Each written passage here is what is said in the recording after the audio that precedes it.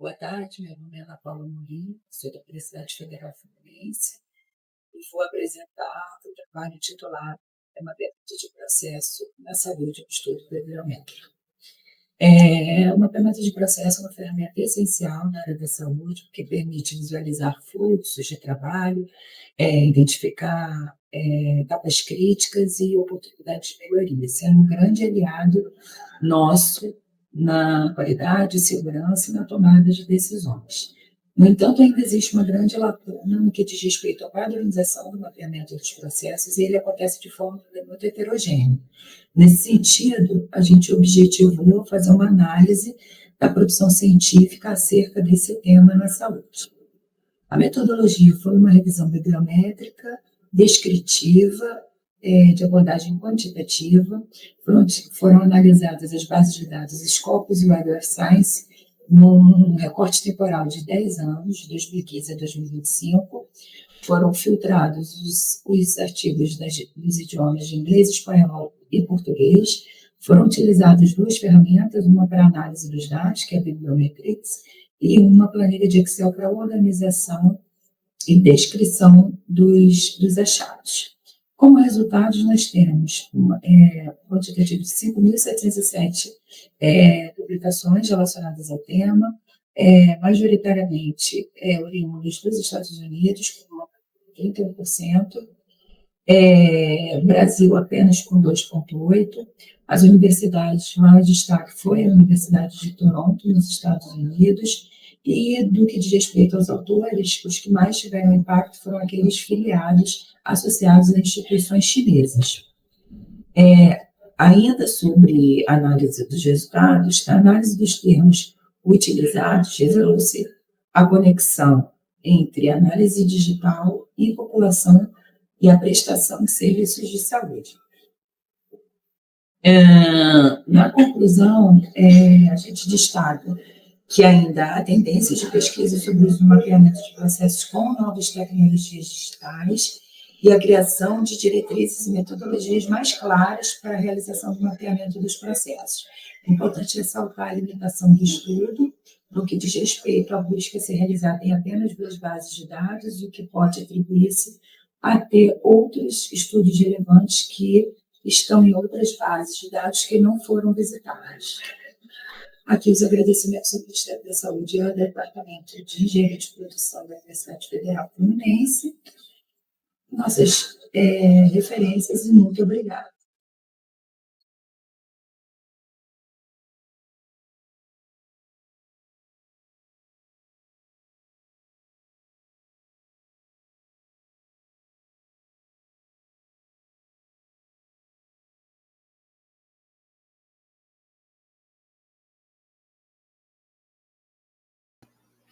Hello everyone, my name is Fernanda Cardoso and I'm happy to present our paper, Municipal Public Energy Sustainability Studies by Modeling and Simulation of the Real and Activity Distribution Networks. So Brazil is moving fast in modernizing the electricity sector, mainly with the growth of solar distribution generation. But together with the opportunities, we also have challenges like technical and economic for the distribution networks. So our study was about that, using public data from the distribution geographic database with open tools like QGIS and OpenDSS to see how public buildings in Itajubá can improve their energy sustainability. We modeled the real network of the city with 2022 CEMIG data. Then we analyzed the power flow, technical losses, host capacity, and voltage profile. The focus was public buildings, so federal, state, and municipal. We tested the 5 scenarios of solar generation, all with 3.6 megawatt peak, from rooftop self-consumption to shower generation near and far from the substation, one centralized at Unifei campus, and finally an optimized mix, part at Unifei and part close to the buildings. The results are very clear. When generation is close to the loads, we reduce losses and avoid overloads. But when it is far, we see more losses, reverse power flow, and even volta issues. So the best case was the optimized scenario, combine Unify campus with nearby buildings. So the solution not only works technically, but also brings social benefits since the university becomes part of the energy transition. So the key message here is with open data and free tools, we can make better decisions to build smart and more sustainable grids. Thank you all for your attention. I invite you to read our full paper for more details about the simulations and technical results. So thank you very much.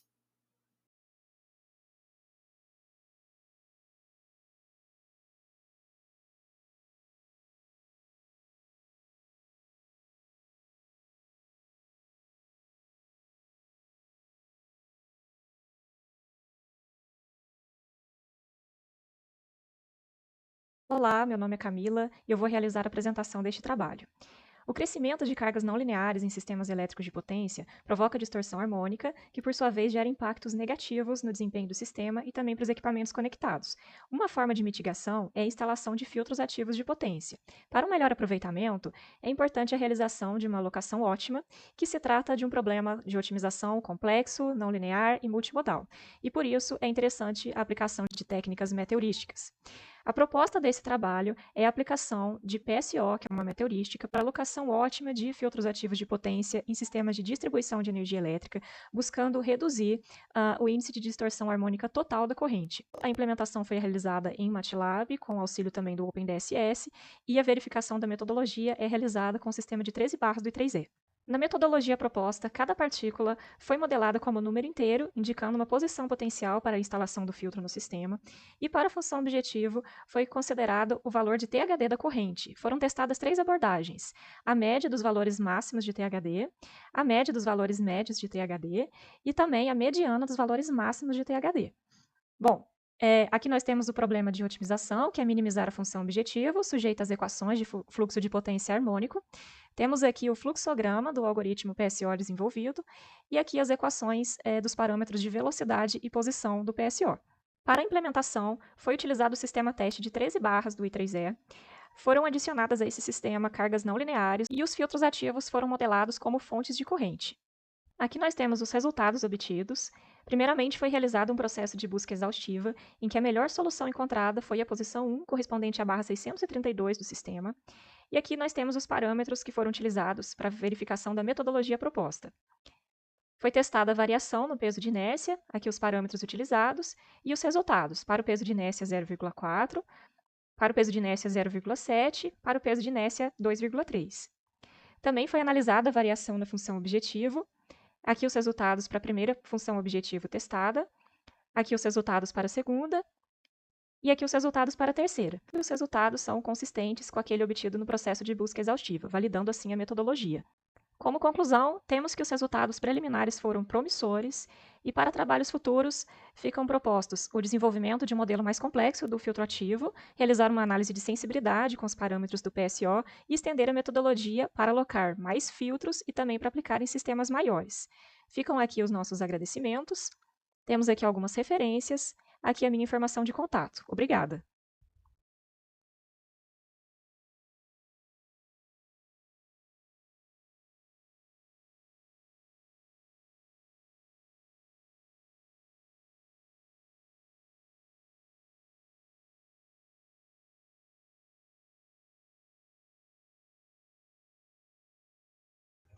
Olá, meu nome é Jennifer Freitas e eu vou apresentar para vocês o artigo sobre protótipos digitais de motores de fluxo axial para embarcações elétricas aqui na Amazônia. Esse trabalho foi desenvolvido em parceria com a Universidade Federal do Pará e a Norte Energia dentro de um programa de pesquisa e desenvolvimento da ANEEL. Esse trabalho foi elaborado se dá com a crescente urgência em descarbonizar o transporte, que é responsável por cerca de 1/4 das emissões globais de gases do efeito estufa. Dessa forma, tem impulsionado o avanço da mobilidade elétrica. E no nosso contexto amazônico, onde os nossos rios são os principais meios de transporte, a maior parte das embarcações ainda utiliza motores a combustão, o que aumenta a poluição e os impactos locais. Nesse cenário surgem oportunidades para a mobilidade elétrica, como as iniciativas do CIMA, que implementou o primeiro corredor verde aqui do estado, com ônibus e embarcações elétricas. Com isso, esse trabalho faz parte de um P&D financiado pela ANEEL e Norte Energia, que tem como objetivo desenvolver embarcações elétricas sustentáveis para as nossas comunidades ribeirinhas. E neste artigo, o foco principal foi simular diferentes topologias de motores de fluxo axial, avaliando o torque, a densidade de fluxo e eficiência, para identificar a configuração mais adequada ao sistema de propulsão das nossas embarcações. A topologia e desenvolvimento do motor foi considerado os desafios da navegação amazônica, como as correntes fortes, a variação do nível de água e a necessidade dos sistemas compactos e robustos para as nossas embarcações. O nosso estudo adotou o conceito de protótipo digital, que é uma das vertentes, etapas do Digital Twin, que permite simular o comportamento físico e operacional antes da construção real, reduzindo tempo e custos de desenvolvimento. As simulações foram realizadas no software AutoCAD, utilizando métodos de elementos finitos para analisar o comportamento magnético, o torque e as perdas nas diferentes topologias do motor do fluxo axial estudado nesse artigo. Realizadas 3 configurações. A primeira com um estator e um rotor, que apresenta uma estrutura básica e menor torque. A segunda com 2 estatores e um rotor central, que aumenta o acoplamento magnético. E a terceira, um estator e 2 rotores, que proporciona melhor aproveitamento do fluxo e maior densidade de torque. Todas foram simuladas com as mesmas dimensões e parâmetros elétricos para garantir uma comparação justa entre os modelos. Os resultados das simulações realizadas mostram que os motores que têm duplo estator ou duplo rotor apresentaram melhor distribuição do campo magnético e maior acoplamento. Já o que só tinha um rotor e um estator, com apenas esse entreferro ativo, concentrou os fluxos, resultando em maior ripple e menor eficiência. Esses resultados confirmam o comportamento esperado dos motores com ímãs permanentes, validando as simulações realizadas. Os dias mantiveram correntes senoidais equilibradas, mas as simétricas apresentaram tensões mais suaves e menores torções. Os mapas de perdas mostram que o modelo de um estator e 2 rotores obteve menor perdas totais, com cerca de 60 kW, além da melhor dissipação térmica e desempenho energético, comprovando sua adequação para a propulsão elétrica. As topologias simétricas, ou seja, que tem duplo estator ou duplo rotor, apresentaram melhor equilíbrio magnético e estabilidade de torque. E entre elas, o modelo de um estator e 2 rotores se destacou com maior eficiência para a aplicação das nossas embarcações elétricas aqui na Amazônia. Agradecemos a Norte Energia e a ANEEL pelo apoio do projeto e isso reforça o compromisso com a transição energética sustentável na Amazônia. Muito obrigada.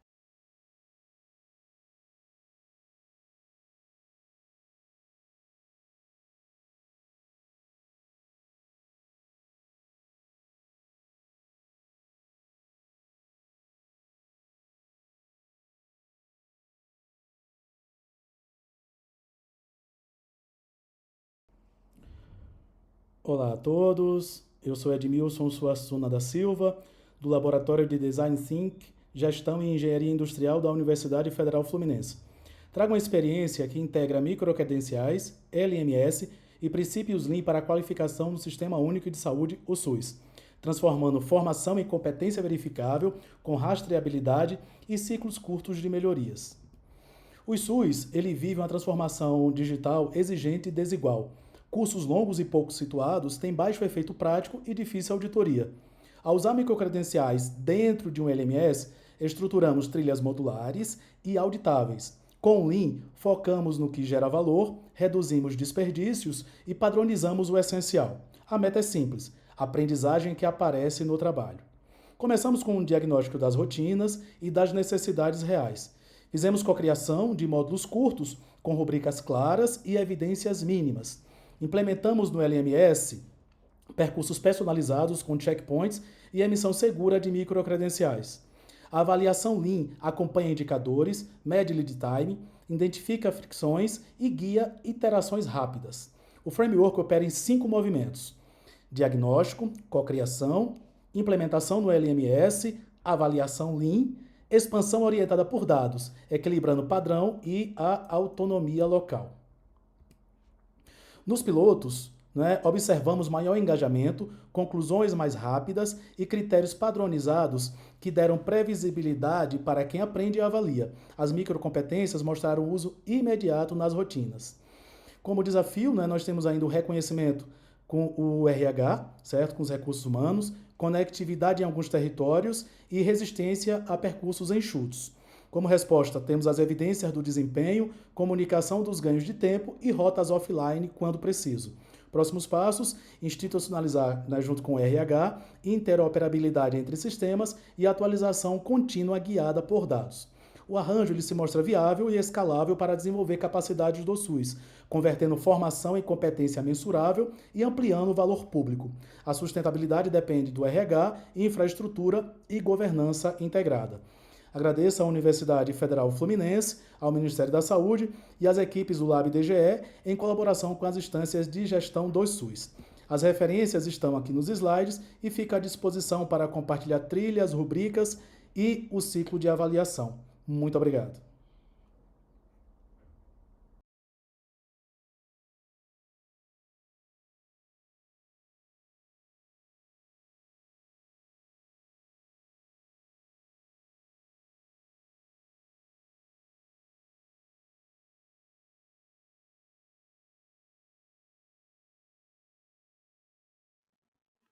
Olá a todos os participantes do Induscom 2025. Eu, Francisco Lemes, estarei apresentando o meu artigo intitulado Otimização de parâmetros de linha de transmissão através das equações de sensibilidades.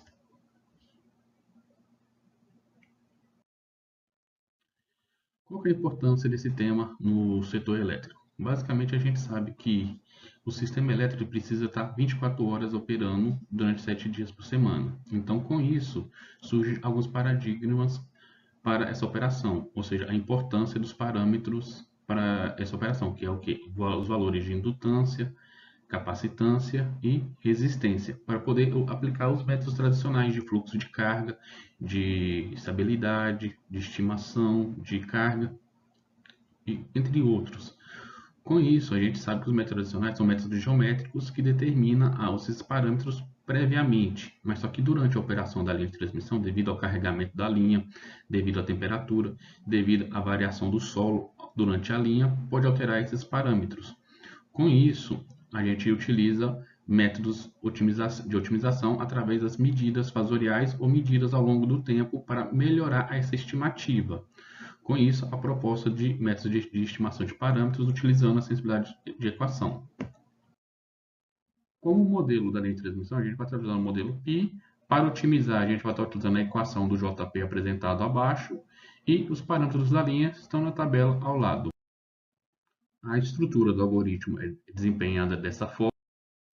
Basicamente, a gente fez o quê? 4 testes. Então, a gente variou os parâmetros em 5 tipos de parâmetros. A gente variou a distância da linha e variou o carregamento da linha. Pode-se ver que em cada um dos casos, a gente conseguiu valores menos que 2% para a sequência positiva e maior que 2% para a sequência negativa. E a gente variou a condição inicial dos parâmetros para mais e menos 20% e pode ver que em todos os casos o algoritmo convergiu. Quais são as conclusões que a gente pode tirar? Primeiro, que o algoritmo apresentou bom desempenho para a sequência positiva e um péssimo desempenho para a sequência negativa. Pode observar que os resultados foram menos que 2% para a sequência positiva e o algoritmo divergiu para a sequência negativa.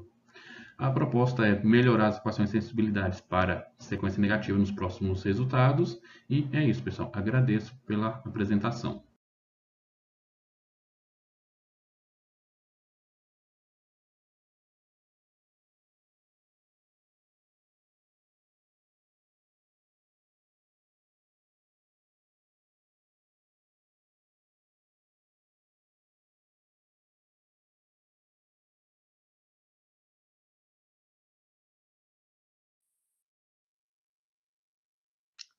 Good morning. My name is Vinicius Pinheiro, and I will present our project Braço do Saber, Movement, Sequence, and Computational Thinking at Your Fingertips. This initiative was developed by researchers from UFRP, the UFF, and the Postgraduate Program in Science, Technology, and Inclusion. Our goal was to create a low-cost, inclusive robotics tool to promote computational thinking and support Indigenous educators in teaching 21st century skills. Today, education faces two big challenges: digital inclusion and preparing students for a highly technological world.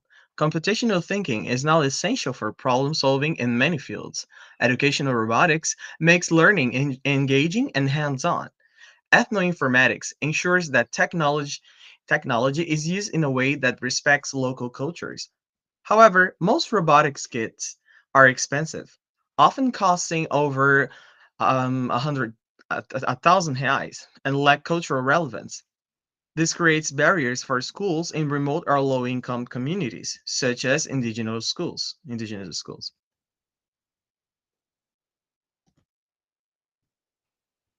To solve this problem, we developed Braço do Saber, or the robotic kit, the robotic arm. A robotic arm kit designed for accessibility and inclusion.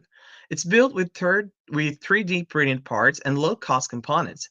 It uses a step-by-step recording system, eliminating complex coding, and the total cost is around 200 reais, making it affordable for public schools. The kit helps students visualize algorithms and sequences while connecting learning with their cultural context. We tested the kit with 120 indigenous educators. The key results were programming skills, it improved from 35% to 80%. In logical reasoning, it increased from 50% to 88%. And in engagement, 90% reported that learning became fun and meaningful. And in their confidence, 85% felt ready to apply robotics in class. 3 months later, students' maths and science grades improved by 25%.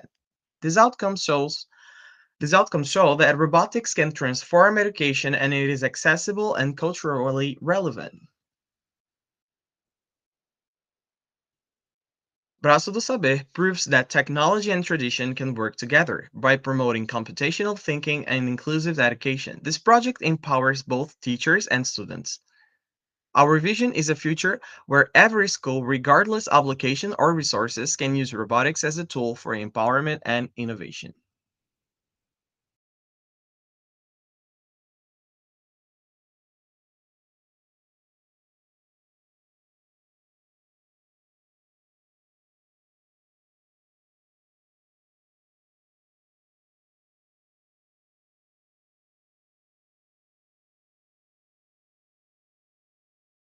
Good afternoon, everyone. My name is João Vitor, and I'm from Federal University of Juiz de Fora.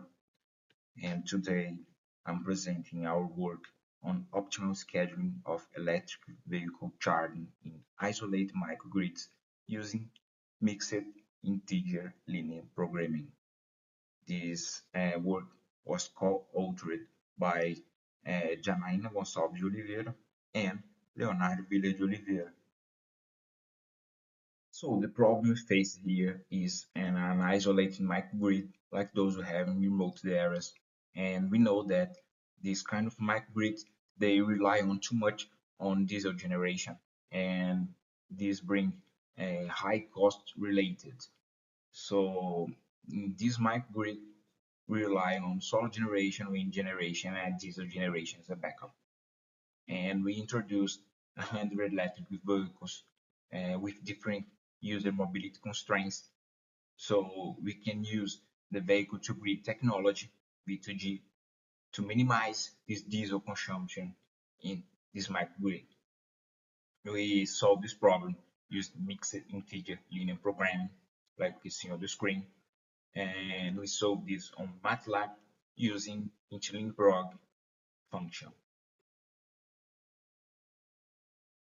So the problem was modelated for Alton-Day case study, and with the introduction of renewable generation, we reduced the diesel consumption and obtained 34.22% renewable penetration and 0.66 diesel reduction.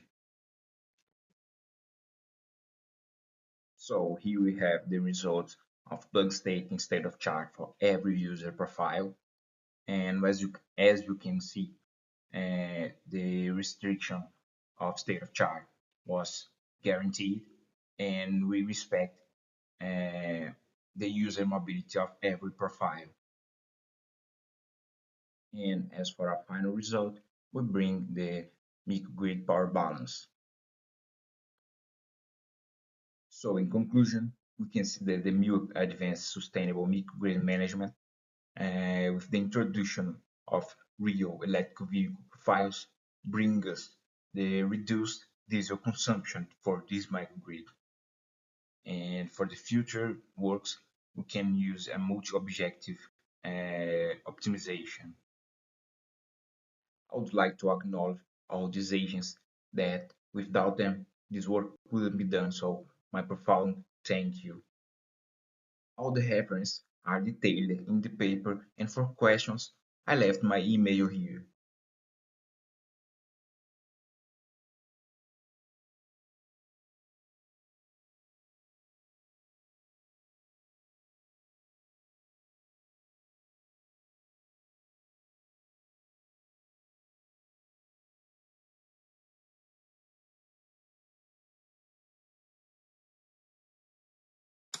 Olá a todos, eu sou o professor Leandro Almeida Vasconcelos, do Instituto Federal do Norte de Minas Gerais. Sou um dos autores do trabalho intitulado Metodologia de Eletroluminescência de Baixo Custo para Avaliação de Módulos Fotovoltaicos em Instituições de Ensino. Muito bem, quanto aos objetivos do trabalho, é desenvolver um método de eletroluminescência de baixo custo para detecção de falhas e degradação em módulos fotovoltaicos a partir de câmeras convencionais. Então, avaliaremos os métodos de eletroluminescência e as técnicas já existentes, apresentaremos a metodologia desenvolvida de avaliação de eletroluminescência de baixo custo em módulos fotovoltaicos e vamos aplicar a metodologia desenvolvida em módulos didáticos do IFNMG Campus Montes Claros. Sabemos que as principais falhas que aparecem nos módulos nós conseguimos detectar através do método da eletroluminescência, como corrosão, microfissuras, o PID, no caso, células que estejam curto-circuitadas, conseguimos fazer toda essa avaliação através da eletroluminescência. Para isso, utilizamos uma câmera convencional tradicional, em que tiramos o sensor de infravermelho dessa câmera para poder realizar as análises. Fizemos essas análises em 3 módulos didáticos, que são esses que são apresentados na imagem, e a partir disso, então, fizemos essa avaliação, esse teste de eletroluminescência em uma câmara fechada, em que temos o módulo fotovoltaico sob análise, a câmera convencional sem o sensor de infravermelho, uma fonte CC e o computador que faremos a análise das imagens posteriormente. Então, com base nos módulos selecionados, o primeiro módulo, nós conseguimos verificar, com base na imagem da direita, algumas microfissuras no módulo. Conseguimos, então, através do segundo módulo também, ao tratar essa imagem, pegando uma escala de cinza, nós verificamos que há algumas células que estão danificadas. E, por fim, no terceiro módulo também conseguimos distinguir quais células estão saudáveis e quais células estão danificadas. E isso através do método de eletroluminescência de baixo custo que desenvolvemos. Quanto a conclusões do trabalho, verificamos, então, quanto à viabilidade do método de eletroluminescência de baixo custo, utilizando essa câmera convencional com a remoção do infravermelho. Fizemos, então, o processamento das imagens para aprimorar essa detecção de falhas e podemos identificar, então, microfissuras, desconexões, degradação, e a metodologia se demonstrou eficaz para inspeções e pesquisas, tanto em laboratórios de instituições de ensino, quanto na prática. Agradecemos ao Instituto Federal do Norte de Minas Gerais, aqui as referências, e fica o meu contato para dúvidas. Muito obrigado.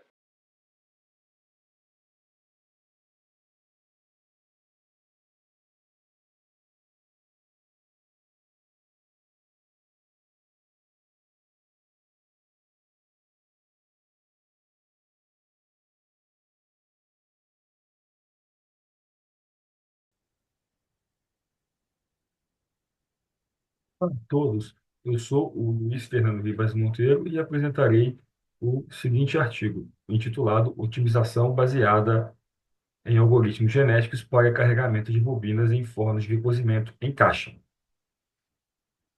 Introdução, né? Esse estudo apresenta um algoritmo genético projetado para otimizar o carregamento de bobinas em fornos de cozimento tipo caixa. Inspirado na evolução humana, esse método utiliza dados de processos reais, capazes de identificar configurações ideais entre inúmeras opções viáveis.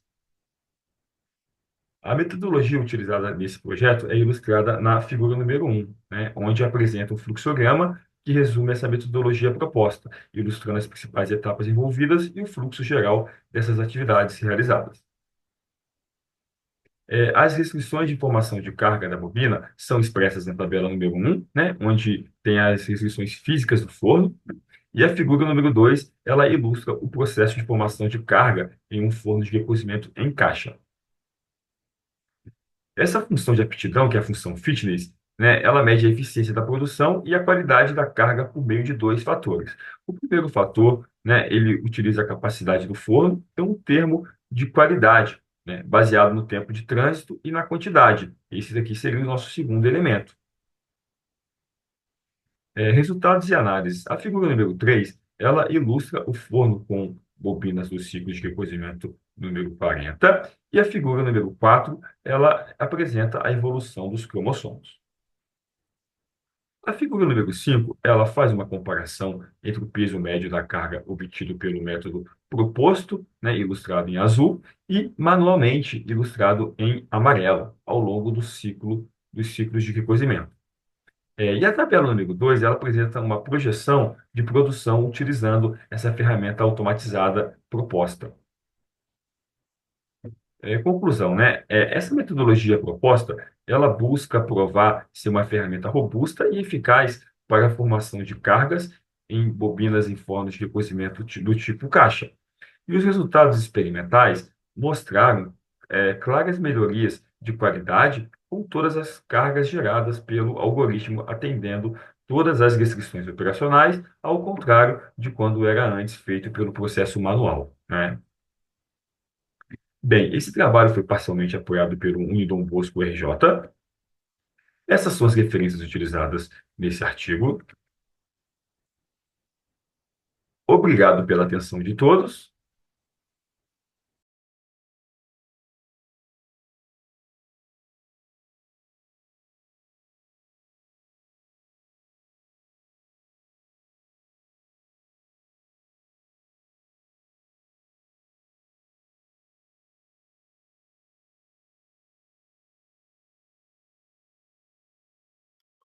Olá, pessoal. Vou apresentar agora o artigo intitulado Transformando Desastre em Oportunidades, Ganhos Econômicos com a Reciclagem de Resíduos da Construção após Colapso do Solo em Maceió, Brasil.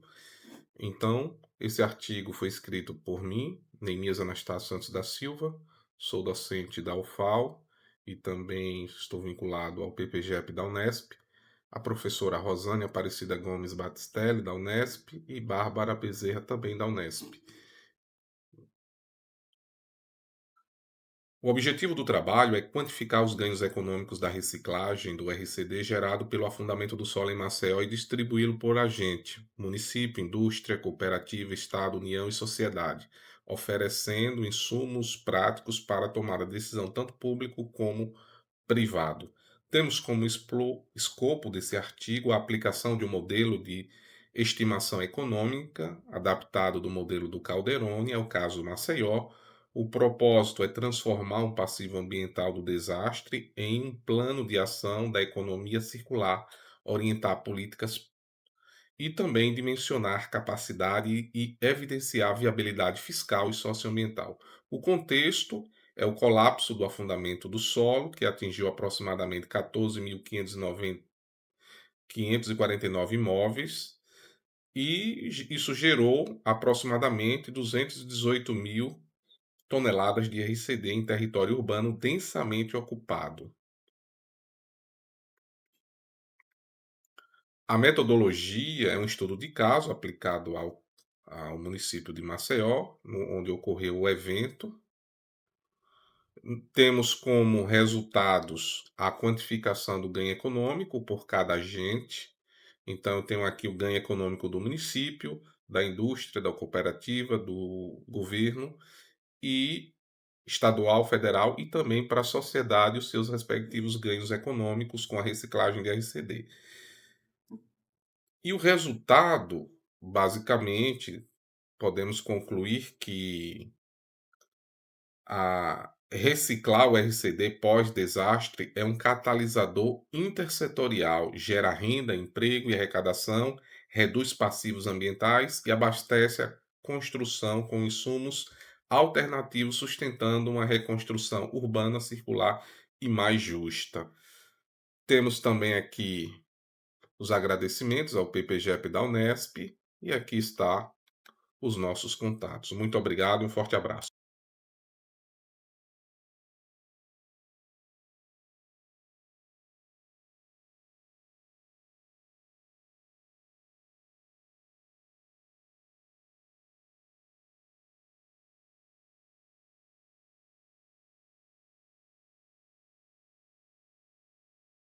Hello, I'm Paulo Scalassara from Universidade Tecnológica Federal do Paraná, and my presentation is analysis of acoustic emission patterns for the detection of bearing faults in three-phase induction motors. Those motors, they are ubiquitous in industrial environments due to their robustness, efficiency, and cost benefit. Failures present personal security risks and also result in significant losses due to the production line interruptions. And the most common problem is bearing faults, which account for more than 40% of all tune failures. Our objective then is to present an alternative methodology for the bearing fault detection with the following characteristics. It's non-invasive, using acoustic emission signals acquired with a microphone. It uses a reduced feature set extract from the signals with low complexity classifier that is robust to coupled load variations and robust to power supply voltage variations. The methodology is based on signals from a 1 horsepower motor with nominal load of 4 Newton meters using omnidirectional microphone ECM 8000 with sampling frequency of 96 kHz. And the excessive wear bearing faults were obtained using abrasive lubricant. The methodology consists of using 3 magnitude values as features obtained from the acoustic emission spectral peaks at 30, 60, and 90 Hz. This is an example of a healthy motor showing the 3 peaks, and this is another example now from a bearing fault motor showing the differences between the peaks.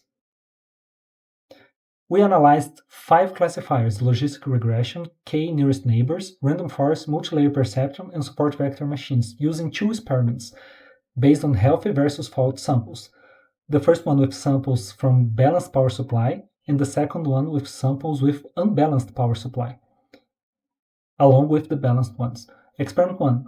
Using the balanced power supply, the classifiers performed satisfactorily, above 90% accuracy as seen in the table here, and the best ones were KNN with 96% accuracy and SVM with 94%. On the second experiment, using unbalanced power supply, also the classifiers performed satisfactorily, above 92% accuracy, and the best ones were SVM first, KNN with a slightly lower accuracy, and followed by LR with 96%. So as conclusion, all the classifiers were able to discriminate the samples using the AE features. SVM achieved the best accuracy using only 75 support vectors, so it's not complex classifier. KNN is more complex because it uses all the 754 samples that we used. And LR is also a good choice since it's the simplest with a slightly lower accuracy. We acknowledge CAPES and CNPq, and this is my contact, my email. Thank you.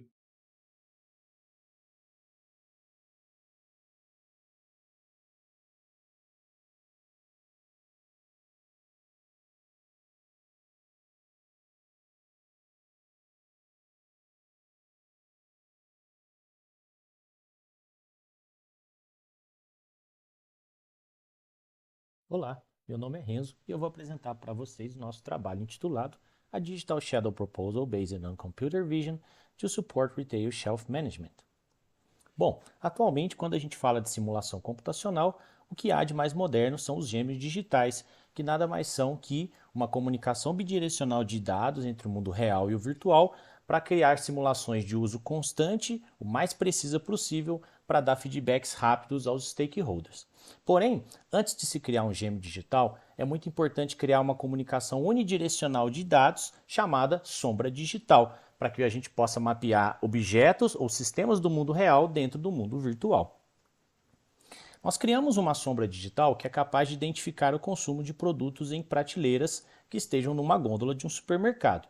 Para isso, nós usamos uma câmera para fazer a captura de imagens e assim enviar essas imagens para o IOLO, um algoritmo de visão computacional capaz de detectar os padrões de consumo dos produtos nas prateleiras. Tá? Uma vez que o IOLO processa esses dados, ele envia para o banco de dados MySQL para que o MySQL funcione como um middleware capaz de não só armazenar esses dados para análises futuras, como também para serem plotados na ferramenta de simulação computacional, no caso o Flexsim. Aqui a gente consegue ver então uma representação 3D da nossa gôndola do lado do Flexsim, tá? Mapeando exatamente o que está acontecendo no mundo real, no caso, na nossa gôndola aqui física. Tá? Então, conforme os produtos vão sendo consumidos, consumidos, o nosso ambiente 3D dentro do FlexSim vai espelhando, né, esse comportamento do mundo real, né, para que nós possamos não só visualizar essa mudança em near real time, mas também fazer análises futuras. E para fazer essas análises futuras, é muito importante que esses dados sejam organizados em séries temporais, para que futuramente nós possamos usar de algoritmos de previsão para tentar prever padrões de consumo dos clientes ao consumirem produtos dessas prateleiras que se encontram em monitoramento. Tá? O processo, desde o consumo do produto na prateleira real até o impacto na prateleira virtual, leva por volta de 10 segundos aqui no nosso sistema. Bom, os maiores desafios que nós enfrentamos nesse projeto foi colocar objetos 3D customizados dentro do FlexSim. Isso exigiu, querendo ou não, uma programação customizada, né, para poder fazer esse mapeamento real virtual. E também nós, nesse momento, não levamos a profundidade das prateleiras em consideração. Então, como trabalhos futuros, nós queremos atacar esses problemas e também evoluir o nosso Digital Shadow para um Digital Twin. Espero que tenha ficado claro. Muito obrigado pela atenção de todos e um grande abraço.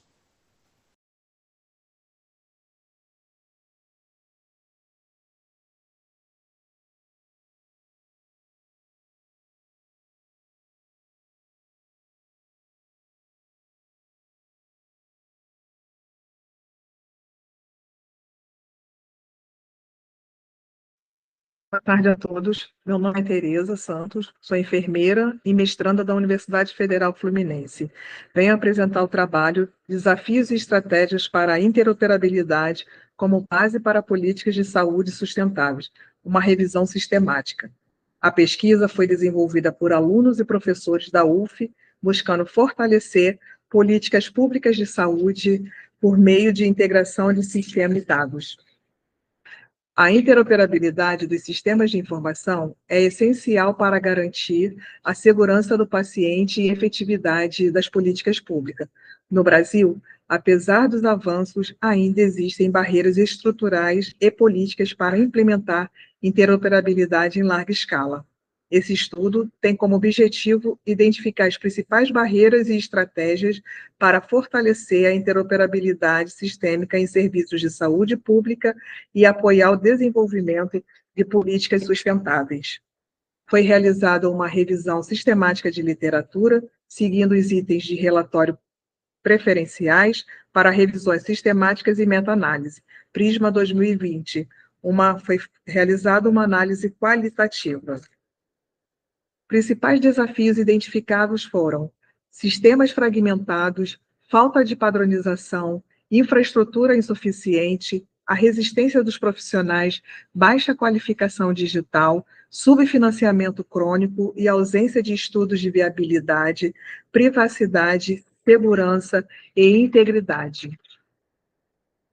As estratégias propostas: plataformas federadas, inteligência artificial, Big Data, redesenho dos processos, apoio da liderança, investimento em treinamento, infraestrutura e capacitação profissional, comunicação transparente, inclusão digital, desenho centrado no paciente. O estudo mostra que o avanço da interoperabilidade exige uma abordagem sociotécnica alinhada a políticas públicas de longo prazo. Avançar requer investimento em infraestrutura, maturidade digital e capacitação, fortalecimento da governança e da regulação, políticas públicas de longo prazo, visão centrada no paciente. A interoperabilidade deve ser reconhecida como um pilar estratégico para alcançar um sistema de saúde resiliente, equitativo e sustentável. Agradecemos ao Ministério da Saúde e à Universidade Federal Fluminense pelo apoio e incentivo à realização desta pesquisa. Muito obrigada.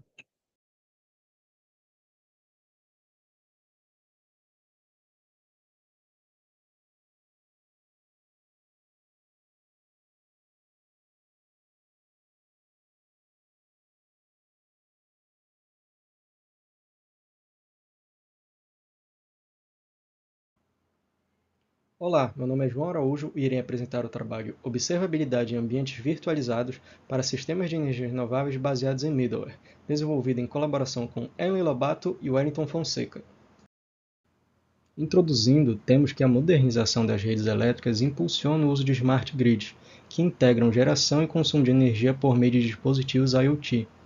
Essa integração exige interoperabilidade e confiabilidade, e é aqui que a observabilidade se torna essencial, permitindo monitorar métricas, logs e rastreamentos em tempo real. Sendo assim, nosso objetivo foi implementar 3 plataformas de middleware, sendo elas Dojo, Fireware e Node-RED, em 3 máquinas virtuais distintas, cada uma configurada com parâmetros específicos de hardware e sistema operacional, hospedados em um servidor gerenciado pelo hipervisor Proxmox VE. Além disso, uma 4ª máquina virtual foi configurada com um banco de dados de séries temporais em FluxDB e a plataforma de visualização Grafana, formando a pilha de observabilidade. Essa pilha coleta e apresenta as métricas geradas pelo Proxmox VE, permitindo analisar o desempenho geral do servidor e o custo computacional de cada máquina virtual. De forma geral, as métricas do servidor mostram que a CPU, a memória e o armazenamento estão funcionando de maneira estável, sem sobrecarga significativa. O servidor apresenta capacidade suficiente para suportar as máquinas virtuais em execução, mantendo um bom desempenho mesmo nos momentos de maior demanda. Esses resultados indicam que o ambiente está bem dimensionado e confiável para as operações realizadas. A análise de desempenho das máquinas virtuais mostrou que a Dojo consome mais CPU e memória, sendo robusta, porém exigente em hardware. O Fireware apresentou bom equilíbrio entre CPU e memória, indicando ser adequado para aplicações intermediárias. E o Node-RED é mais leve, com baixo consumo de CPU e rede, embora ainda use memória de forma significativa. Assim, a análise conduzida possibilita com que cada middleware possa ser escolhido conforme a complexidade e os recursos do ambiente em que serão implementados. Em resumo, o ambiente virtualizado provou-se estável e bem dimensionado, com monitoramento eficiente em tempo real via Proxmox, InfluxDB e Grafana. Em seguida, trabalhos futuros incluem testes em cenários de produção, integração de logs e rastreamentos e implementação de alertas automáticos baseados nas métricas monitoradas. Os autores agradecem à FINEP, à CAPES, ao PPGE e ao CEAmazon pelo suporte financeiro, técnico e institucional que possibilitaram a realização deste trabalho. Essas são algumas das principais referências utilizadas no desenvolvimento do artigo. Obrigado.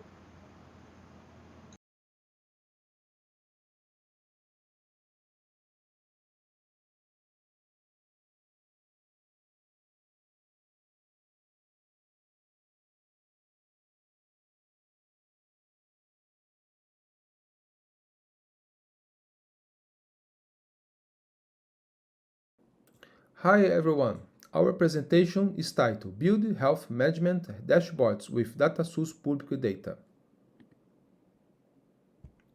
Brazil Unified Health System serves more than 75% of population, produce vast amounts of information on hospitalization, birth, death, and disease notification. These data are managed by DataSource, one of the largest public health repositories in the world. However, the data are fragmented, stored in different formats and highly interoperable, which limits integrate analysis and decision-making. Our objective was to design a methodology and practical approach to integrate and visualize these datasets. We collect data from multiple data source systems through official portals and automated tools such as ByteSource and Microdatas. Next, we develop an extract, transform, and load pipeline to clean, normalize, and harmonize scheme difference. For analysis, we implement OLAP cubes or fact dimensions schemas that allow fast multidimensional queries. Finally, we construct interactive dashboards using Apache Superset provide filtering, cross-analysis, and visualization across datasets. As a result, the dashboards now allow geographic and temporal analysis of mortality, hospitalization, and disease notification, cross-source comparisons, visualization of epidemiological trends, and research use analysis based on CNES infrastructure data. In conclusion, integrated data source through OLAP-based architecture supports a more data-driven health management ecosystems. Our dashboards overcome the limitations of fragmented database and manual analysis, enable real-time monitoring and faster policy response. Future directions include scaling the cloud to cloud environments and real-time pipelines, adopting international standards for interoperability, added natural language interfaces such as large language models for intuitive querying, and integrate AI and predictive analysis for forecasting and anomaly detection.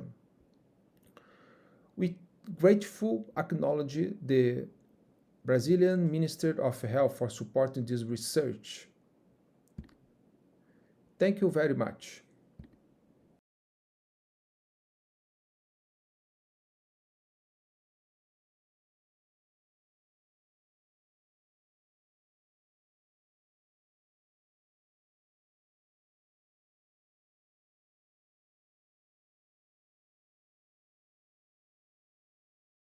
Boa tarde a todos, meu nome é Rafael Costa Braga, sou mestrando na Universidade Federal do ABC e esse trabalho foi desenvolvido em parceria com o professor Rômulo Gonçalves Lins.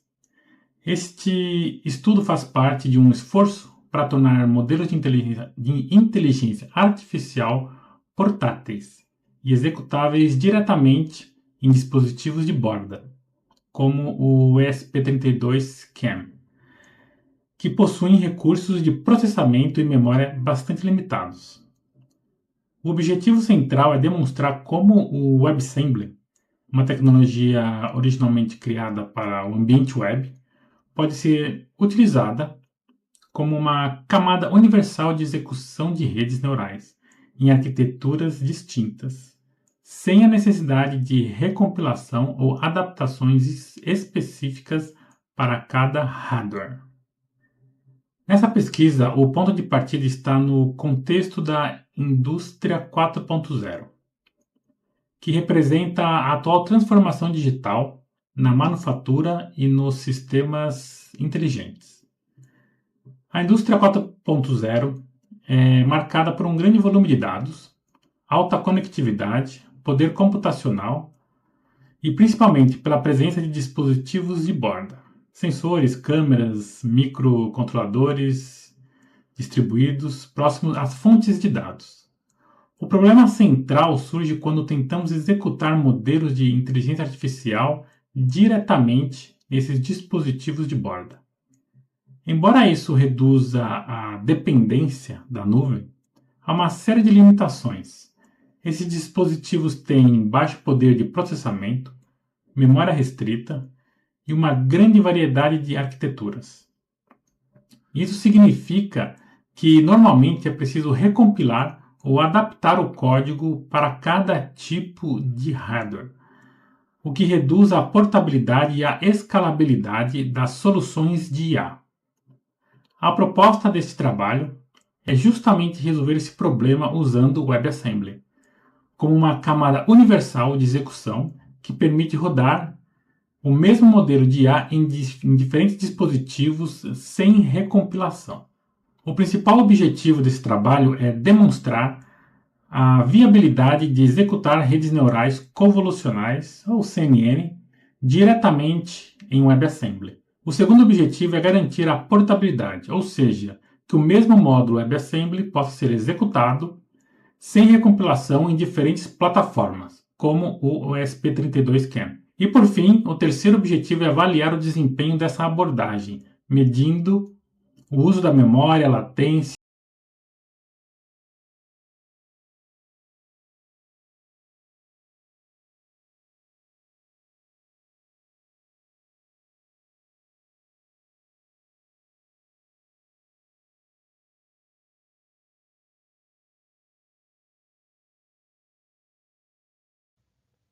Olá, meu nome é Matheus Leão Campos. Vou apresentar o trabalho intitulado Motores BLDC como alternativa eficiente para a mobilidade elétrica, modelagem e análise. Junto comigo nesse trabalho estão o engenheiro Marcos Aurélio, o mestre Iago Ranieri, a mestre Iris Caroline, o Dr. Antônio Roniel e o Dr. Wellington da Silva Fonseca, todos da Universidade Federal do Pará.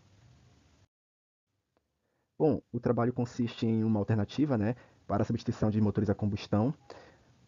Na região amazônica a gente utiliza muito motores a combustão, como o resto do mundo, normal. Mas a alternativa basicamente é substituir por motores elétricos de alta eficiência, zero poluição, e também de baixo ruído, que é o motor BLDC que está proposto no trabalho. Bom, a fundamentação teórica e as equações de Maxwell à esquerda, a gente vai utilizar basicamente a terceira equação, que é rotacional de E igual a menos a derivada parcial da densidade de fluxo magnético em relação ao tempo, que vai puxar a equação de Faraday-Lenz, que é menos N dφ dt, e isso vai gerar a nossa tensão do nosso barramento em cada fase, que vai ser a componente do resistor RI, a componente do indutor LDI dt, mais a tensão induzida que nós vimos acima.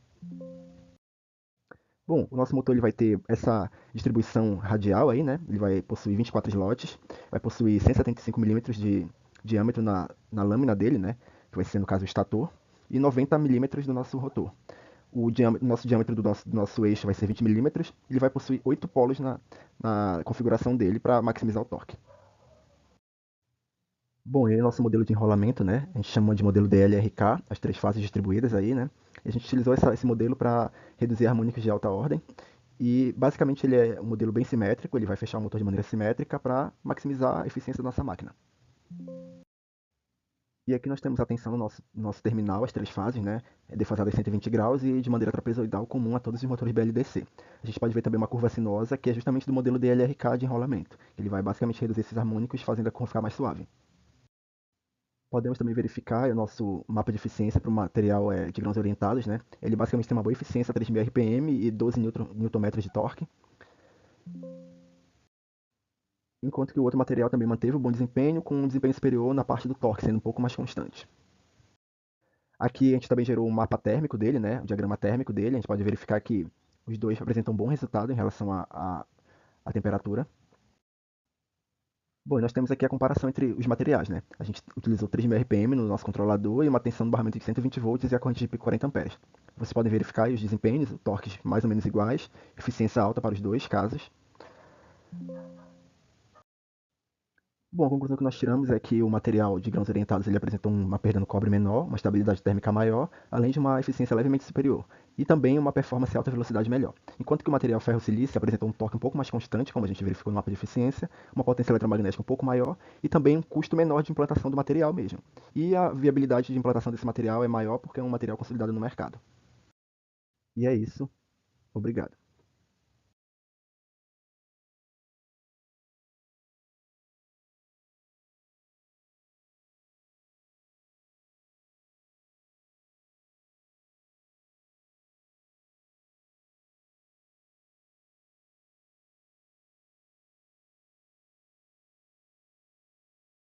Meu nome é Vanilze de Almeida e vou falar sobre supressão de ruídos em sinais experimentais de descargas parciais, utilizando a combinação de técnicas VMD, LMS e Wavelet. As descargas parciais são fenômenos estocásticos que diminuem a vida útil dos equipamentos.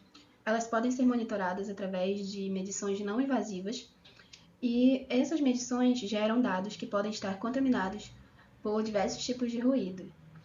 E o denoise, então, é uma etapa necessária e relevante para a preservação das características dos sinais e para estudos posteriores de classificação e reconhecimento de padrões. Então, nesse trabalho, nós vamos avaliar a efetividade da combinação dessas técnicas para a redução de ruídos em sinais de DPs. Os dados foram obtidos por meio de um sensor HFCT acoplado ao terminal de aterramento de um transformador de potencial indutivo, e eles foram aquisitados em 10 milhões de pontos, com uma frequência de amostragem de 2,5 GHz. Posteriormente, esses dados foram subdivididos em janelas e subjanelas, contendo os pulsos isolados de DP e imersos em ruído. Cada subjanela foi submetida a 3 sequências de filtragem. A sequência A, começando com a técnica de VMD, seguida de LMS e Wavelet. A sequência B, que aplicou diretamente a Wavelet, linearizada nos dados brutos. E a sequência C, no qual os dados brutos passaram inicialmente pelo algoritmo de LMS e depois foram para o Wavelet linearizado. Analisando a aplicação isolada da técnica VMD em comparação com a aplicação direta das técnicas LMS e Wavelet, podemos verificar que a técnica VMD, embora pareça ter um resultado menos expressivo, na verdade ela identifica melhor os pulsos de baixa amplitude que são suprimidos na filtragem direta das técnicas LMS e Wavelet. Como podemos verificar nos gráficos abaixo, com o resultado final da sequência A, B e C. Na tabela 3, o resultado visto nos gráficos é corroborado pelos resultados apresentados pela tabela, no qual a taxa de redução de ruído é expressivamente maior na sequência A de filtragem. Conclui-se, portanto, que a VMD se configurou como um estágio inicial muito eficiente, principalmente na identificação de pulsos de baixa amplitude, que foram suprimidos por outras técnicas, além de garantir uma definição melhor da forma de onda do sinal, que podem trazer resultados mais concisos de extração de atributos desses sinais, colaborando então para uma análise melhor da condição de isolamento dos equipamentos de alta tensão. Você pode acessar todos os resultados dessa pesquisa através do QR Code abaixo.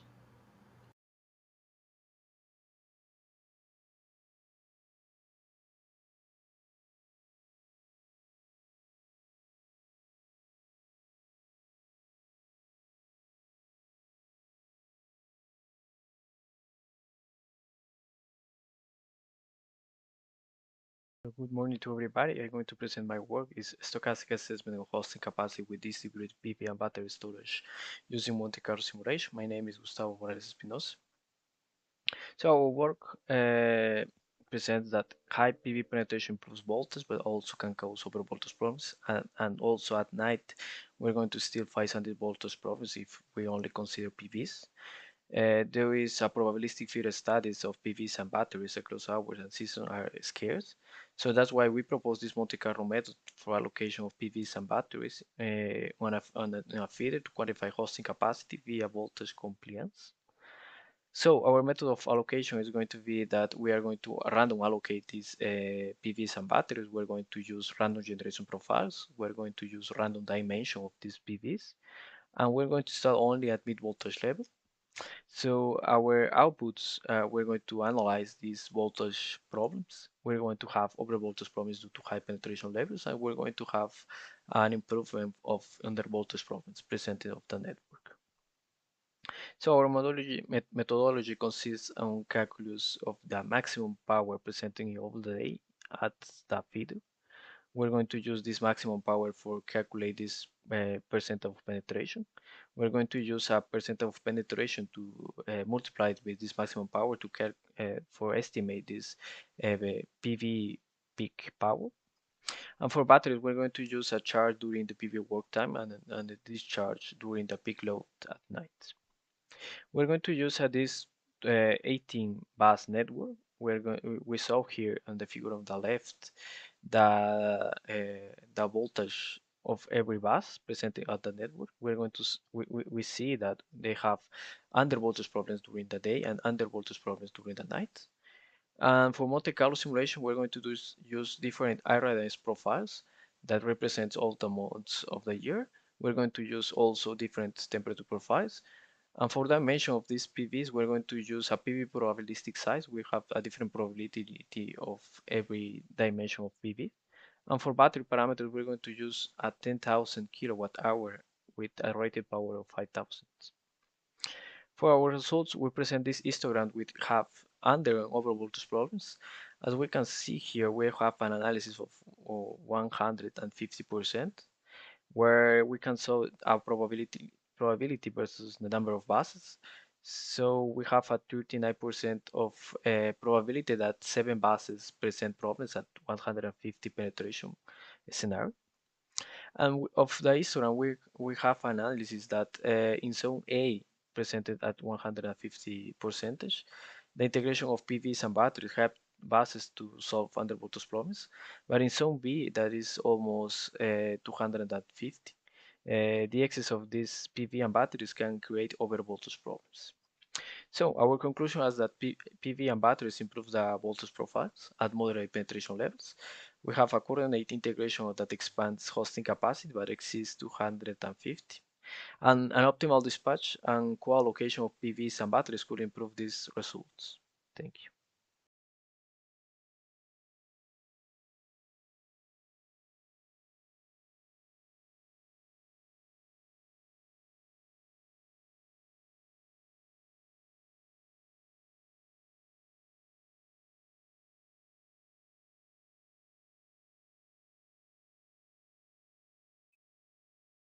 Olá, meu nome é Júlio Lima.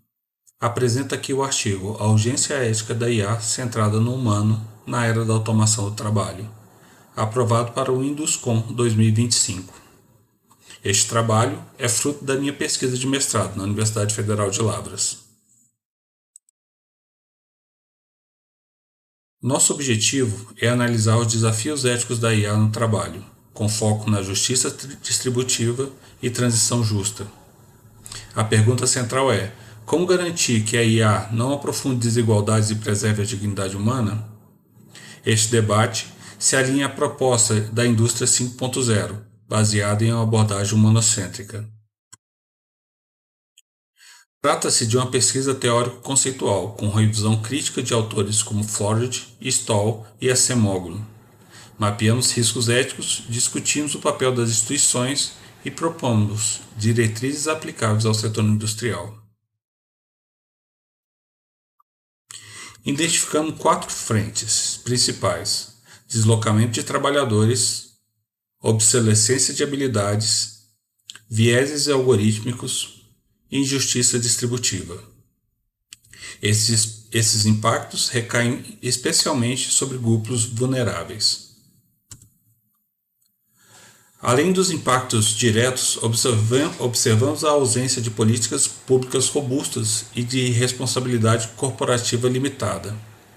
Propomos 3 respostas: governança ética, educação continuada e cooperação internacional. As diretrizes incluem justiça distributiva, transparência, participação dos trabalhadores, mitigação de vieses e responsabilidade institucional.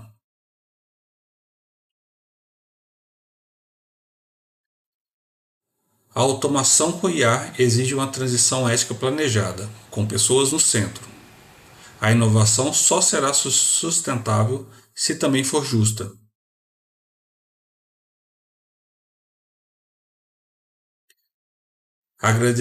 Agradeço ao Comitê da Induscon 2025 pela oportunidade e aos professores e colegas que contribuíram com essa pesquisa. Muito obrigado.